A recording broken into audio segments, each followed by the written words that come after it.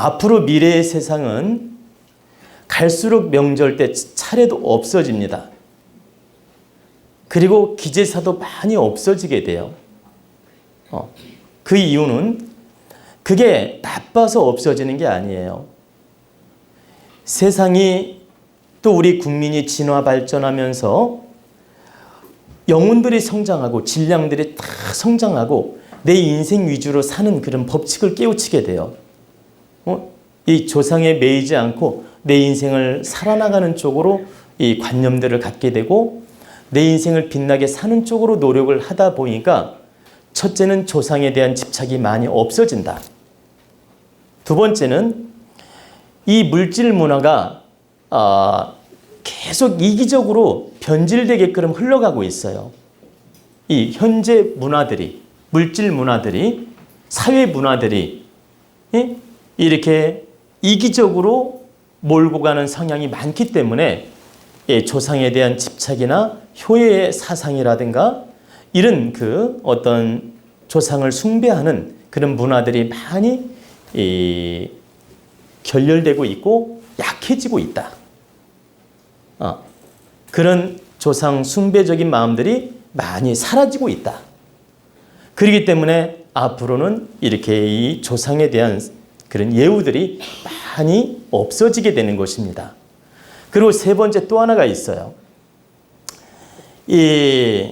이것도 이기적인 마음에서 나온 건데, 이렇게 가족들이 핵가족 시대가 되고 이기적인 이제 그런 관념으로 이렇게 가정을 이루다 보니까 이제 형제라도 이렇게 전부 물질로 잣대를 놓게 됩니다. 네가 잘 사냐, 내가 못 사냐, 부모한테 유산을 얼마를 받았냐, 덜 받았냐, 부모님이 너는 좀 많이 주고 나는 조금 줬네, 너는 더 주고 나는 덜 줬네, 너는 이뻐했고 나는 안 이뻐했네, 이런 잣대로 조상님을 평가하고 부모님을 평가해요.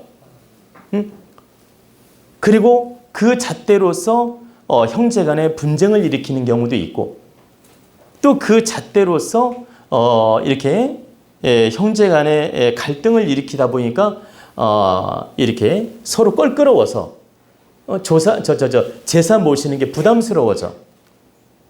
그래 무슨 말씀이냐면 이렇게 환경적으로 이렇게 부모들이 유산을 잘못 상속했거나 환경이 안 좋아졌거나 관계가 안 좋아져서 서로가 껄끄러워진 관계가 돼서 제사를 포기하는 경우도 많다라는 뜻이에요.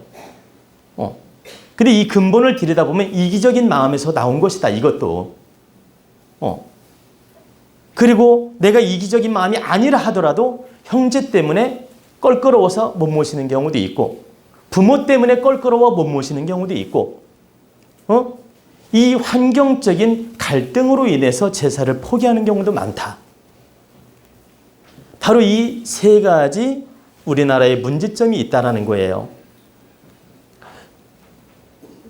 그래서 앞으로는 이 제사들이 많이 정리가 돼요. 안 모시게 된다. 바로 이 세 가지 원인 때문에. 실제 여러분 한번 가정들 들여다보세요. 가족이 화목하게 모여가지고 서로 막 그냥 우애 있게 사랑으로 모여서 기쁨으로 모여서 아주 행복한 마음으로 제사를 지내는 집도 있어요. 근데 이런 집들이 과연 몇 집이나 되는지 한번 들여다보라 이거죠. 제가 볼 때는 갈등하면서 제사 모시는 집이 우리나라에 더 많아요. 아주 행복하게 모여서 제사 지내는 집보다 약간씩 갈등을 일으키면서 모이는 집이 더 많고, 아예 갈등 때문에 안 가는 집도 더 많고. 그래 무슨 말이냐면 제사를 모시기는 모시는데 형제들이 안 모인다 이 말이에요. 니나 지내라 그러고, 니나 혼자 지내고 싶으면 지내라. 그리고 형제들이 안 가 그냥. 그래 지내기는 지내는데도 각자 감정들이 놀고 있으며 각자 지내든지 아니면 각자 미루다가 포기하든지. 예? 그리고 형님 집에서 지내니까 나는 그냥 포기하겠다. 아니면 동생한테 미루다가 포기하는 경우도 있고. 이렇게 지내더라도 각자 놀고 있다는 얘기입니다. 각자 논다는 말 이해가 되시죠? 그래서 이렇게 각심소유로 움직이기 때문에 우리나라 문화는 앞으로 갈수록 이렇게 변천되어 가면서 제사 문화도 이렇게 많이 이제 안 지내게 되며 많이 소실된다. 그러면 제가 이 얘기를 지금 명절 전에 이 얘기를 하는 이유는 현재 세태의 흐름이 그렇게 가고 있고 여러분들도 그걸 느끼고 있고 앞으로 더 많은 변화들이 올 거란 얘기입니다. 그러면 여러분들이 꼭 깨달아야 될 건 여러분들 중에서도 이 시류에 따라갈 수도 있고 안 따라가는 분도 있을 수 있어요. 근데 여러분들이 혹시라도 이런 조건에 의해서 시류에 따라간다. 그렇다면 바르게 깨우치라는 거예요. 어떻게 하느냐? 명절에 모여서 차례를 지낼 조건이 안 돼. 예를 들어.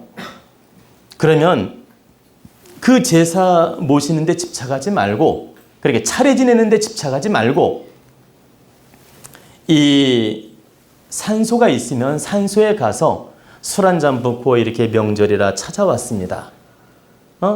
자손된 도리로 찾아왔습니다.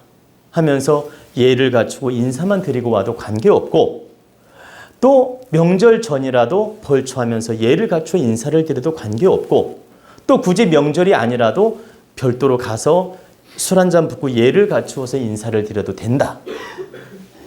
그리고 이 본인들이 이 명절 때 차례를 못 모신 만큼 다른 방법으로 정성을 다해서 예를 갖추라는 거예요. 예를 갖추고 우리는 우리 인생을 바르게 살겠습니다.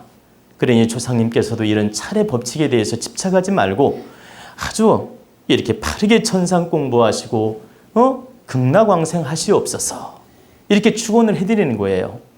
그러니까 예를 들면 산소에 가서 이렇게 불초소손이 이렇게 명절에 성묘를 왔습니다.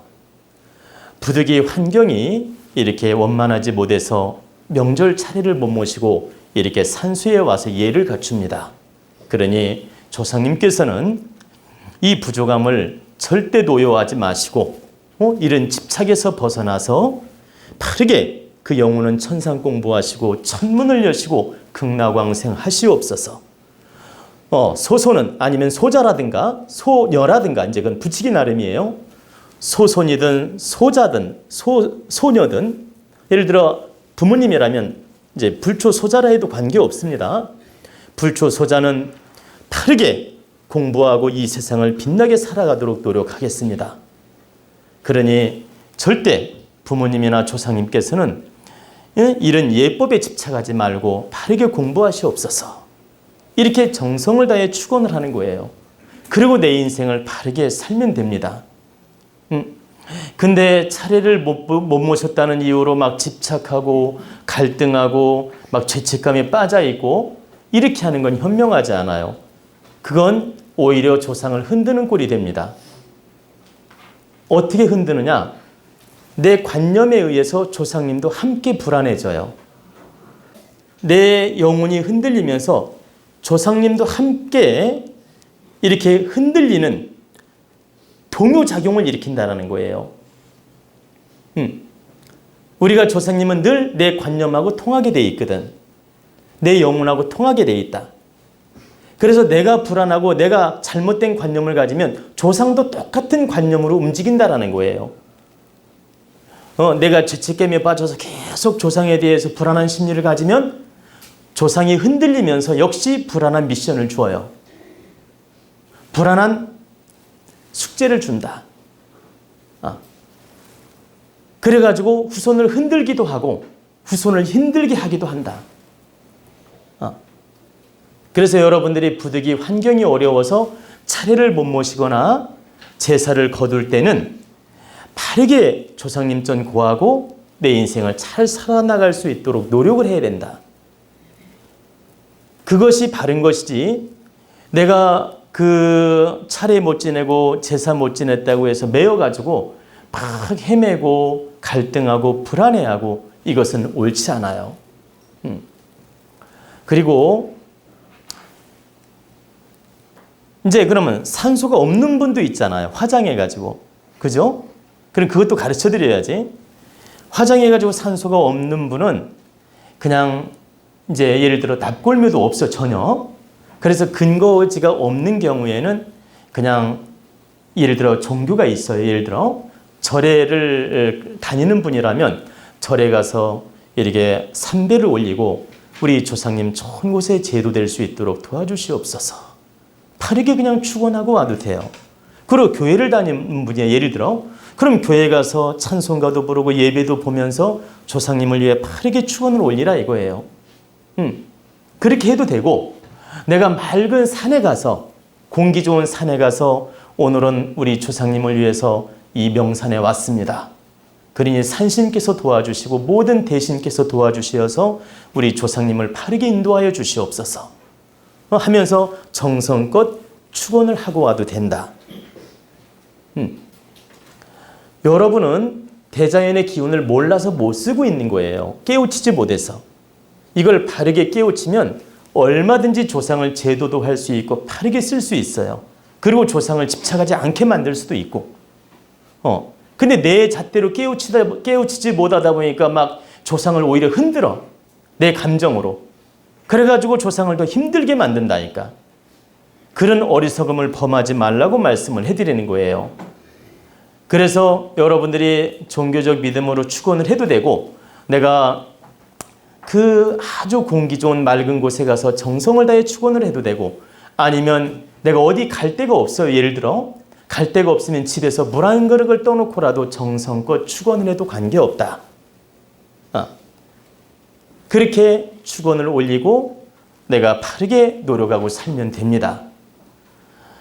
그러면 왜 이제 물 한 그릇이라도 떠놓으라고 하느냐면 집에서 할 때 이 물이라는 건 음기예요.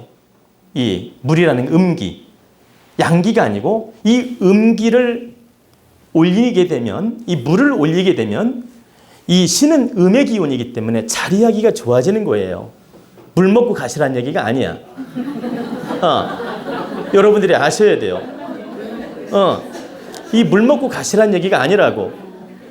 그래서 물 한 그릇이라도 떠놓고 이 축원을 올리는 건 신께서 자리하기 좋으라고 만들어 놓는 거예요. 그래서 정화수를 탁 올리고선 정성껏 축원을 해드리는 거야. 그리고선 내가 바르게 내 인생을 살면 된다.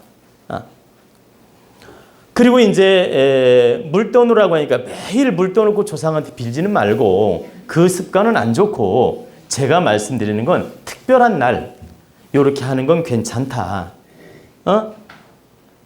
그래서 여러분들이 이런 걸 바르게 깨우치고 앞으로 제사를 모시거나 차례를 모실 조건이 되면 정성껏 바르게 행하고 내가 도저히 환경 때문에 모실 조건이 안 될 때는 그거에 집착하지 말고 이렇게 바르게 축원을 해드리고 본인들 공부하고 본인들 인생을 잘 살도록 노력을 하면 된다.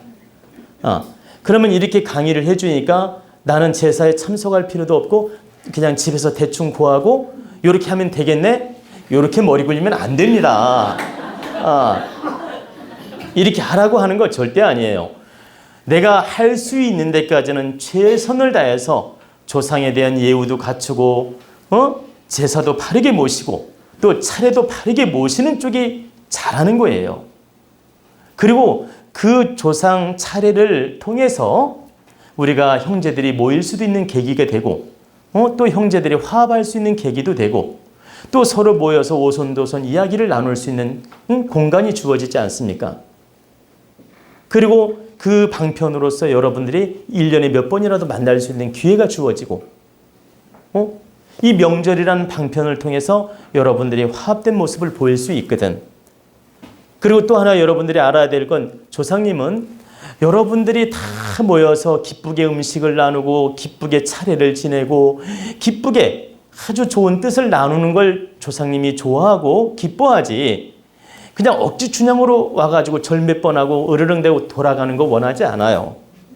억지 춘향으로 모여가지고 제사 때 차례 때 싸움질하다가 집에 갈 거라면 모일 필요도 없다. 그래서 여러분들이 명절 차례에 모여서 차례를 지낼 거라면 절대 어떤 일이 있더라도 감정적인 마음으로 모이지 마라. 그리고 싸움질 하는 짓 하지 마라. 내 감정이 좀 안 맞는다 해서 욕하거나 불쾌한 내색을 하지 마라. 다른 때 안 싸우다가 꼭 명절 때면 싸우는 집이 있어요. 응? 근데 그런 갈등과 싸움을 일으킬 거라면 안 모이는 게 낫다는 뜻이에요. 내 말은요. 그래서 앞으로 명절 때 모여서 차례를 지낼 거라면 절대 화목한 마음으로 노력을 해야 되고, 내 잣대에 안 맞는다고 싸움을 일으키거나 감정을 일으키거나 불쾌함을 일으킬 거라면 조용히 집에 가라. 응? 절대 형제간의 분란을 일으키지 마라. 분란을 일으킨 사람이 반드시 하느님이 채찍을 내린다. 그러니까 가족들이 다 모였는데 불쑥 어떤 형제가 문제를 일으켜가지고 막 집안을 막 흔들어놔. 분위기를 망치고. 그러면 하늘이 반드시 미션을 주어서 그 사람으로 하여금 채찍을 합니다. 그러니까 어떤 식으로든 네가 잘못한 대가를 치르게 만든다라는 거예요. 반드시 채찍을 내린다. 집안을 다 흔들어 버리면. 그래서 명절 때 모일 때는 내가 좀 불쾌하고 좀 마음에 안 들더라도 한 발 양보하고 한 발 참고 한 발 물러서고 이런 노력을 해서 그 형제간이 최대한 좋은 마음으로 모여서 헤어지도록, 그래, 좋은 마음으로 모여서 행사를 잘 치르고 이렇게 각자 장소로 돌아갈 수 있도록 노력을 해야 된다. 이렇게 노력을 하는 것이 명절의 의미도 있고 차례의 의미도 있고 모이는 의미가 있지. 그냥 얼굴 힐끔 비치고 며느리 딸 이렇게 힐끔 얼굴 비치고 또 이렇게 명절 때 제사 모시고 와서 남편 달달 볶고 집안에 분란 일으키고 시댁에 갔더니 시어머니가 마음에 든다 안 든다, 또 올케가 마음에 든다 안 든다, 형님이 마음에 든다 안 든다, 동서가 개판이다 하면서 이렇게 집에 와서 달달 볶고 남편을 힘들게 하고 막 이렇게 부담을 주는 짓도 여러분 하지 마라. 제가 왜 이런 말씀을 바르게 드리냐면, 여러분들이 만약에 며느리라면 며느리 입장에서 힘든 거 저는 100% 이해가 되고 100% 알아요. 그런데 1년 중에 2번 내지 3번인데 내가 조금 수고스럽고 마음에 안 들고 힘들더라도 조상을 위하는 일이고 정말 가족이 모이는 일이거든. 그렇다면 내 잣대에 마음에 안 들고 남편이 마음에 안 들고 가족들이 마음에 안 든다 하더라도 내가 오늘만이는 조상을 위해서 아주 숭고한 마음으로 노력을 하자. 그리고 이 불만은 내가 절대 내색하지 말자. 그리고 내가 이렇게 노력하는 건 자식을 잘되게 하는 일이니 내가 복받는 행위이니 내가 좀 힘들더라도 노력하자. 그리고 내가 이렇게 가족을 위해서 제사 음식 하는데 너무 힘들어도 이것은 정말 내 복을 받는 일이며, 보세요, 자식을 잘되게 하는 일이에요. 그리고 남편을 잘되게 하는 일이고, 그러니까 조금 내 뜻에 안 맞고 힘들더라도 오늘만이는 내가 복을 짓도록 노력을 하자. 그리고 내가 조상을 위해서 정말 참되게 한번 노력해보자. 그리고 이 참된 노력은 반드시 우리 자손을 위하는 길이다. 그러니 내가 좀 힘들더라도 아주 거룩한 마음으로 노력하자. 이런 마음을 가지고 모여야 되고, 또 집에 와서도 남편한테 그걸 가지고 문제 삼지 말라는 거예요. 왜 그러냐? 여러분들이 집에 와서 끝까지 좋은 마음으로 소화를 했을 때 그게 복으로 만들어지지. 기껏 시집에 가서 실컷 제사 음식 차려주고 제사 음식 다 만들어주고 제사도 잘 지내게 해주었어. 예, 그래가지고 이제 집에 와가지고는 막 남편을 막 윽박지르고, 예, 이렇게 달달 볶아대고 당신 때문에 내가 왜 이 고생을 해야 되느냐는 둥 하면서 분란을 일으키게 되면 기껏 노력한 복이 다 없어지는 겁니다. 다 다 까먹는다는 얘기예요, 제 말은. 그래서 여러분들만이는 바르게 깨우쳐서 자기 복을 깨지 않도록 바르게 노력하라는 얘기입니다.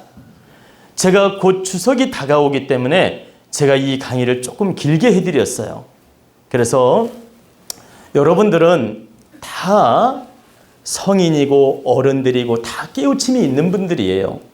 그렇기 때문에 내 감정의 잣대로서 그 복을 깨는 짓을 함부로 하지 말라 이 뜻이에요. 오늘 이 깨달음 공부로 여러분들은 명절을 복되게 잘 보내란 얘기입니다. 아시겠죠?